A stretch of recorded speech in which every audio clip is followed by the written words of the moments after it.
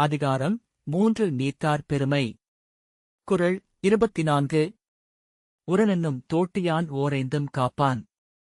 வரனென்னும் வைப்பிற்கோர் with. Tamil பொருள். உறுதி எனப்படும் அங்குசத்தை யானையை வழிநடத்தும் கருவி பயன்படுத்தி ஐம்புலன்களையும் கட்டுப்படுத்திக் காக்கும் ஒருவர் உயர்ந்த நிலை அல்லது பேரின்பம் என்ற பயனைப் பெறும் விதையை விதைத்தவராக இருப்பார். எளிய விளக்கம். மனிதனுக்கு 5 புலன்கள் உள்ளன. கண், காது, மூக்கு, நாக்கு, தோல். இந்த 5 புலன்களும் பல விஷயங்களை விரும்பும்.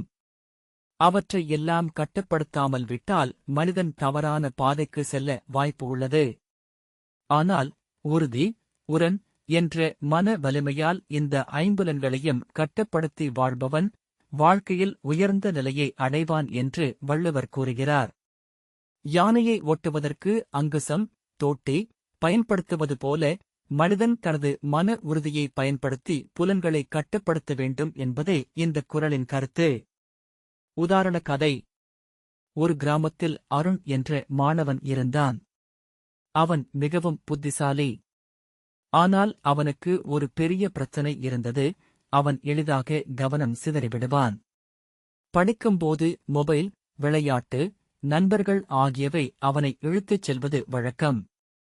ஒருநாள் அவனுடைய ஆசிரியர் அவனை அழைத்துக் கூறினார், "நீ மிகவும் திறமையானவன்.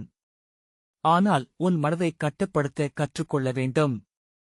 தினமும் 2 மணி நேரம் எந்த சலனமும் இல்லாமல் படிக்க முயற்சி செய்." அருண் அந்த ஆலோசனையை பின்பற்ற ஆரம்பித்தான்.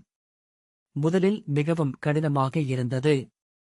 மொபைல் பார்க்க வேண்டும் என்ற ஆசை வந்தது. வெளியே போய் விளையாட வேண்டும் என்ற எண்ணம் வந்தது.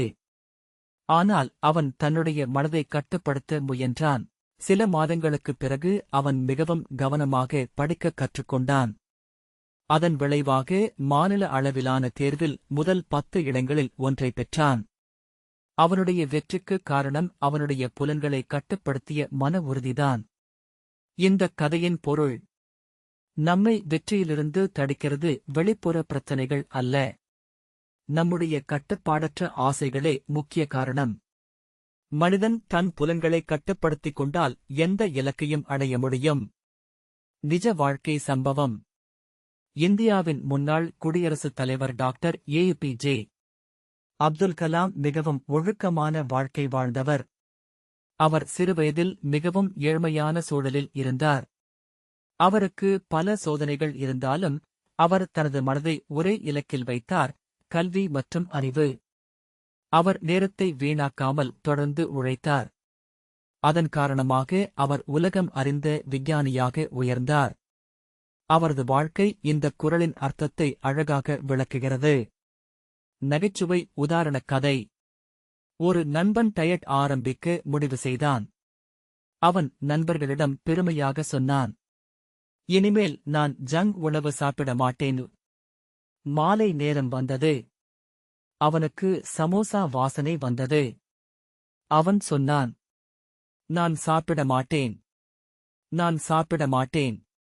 அடுத்து 5 நிமிடத்தில் 2 சமோசா, ஒரு பஜ்ஜி சாப்பிட்டான். நண்பர்கள் கேட்டார்கள், "டயட் எங்கே போச்சு?"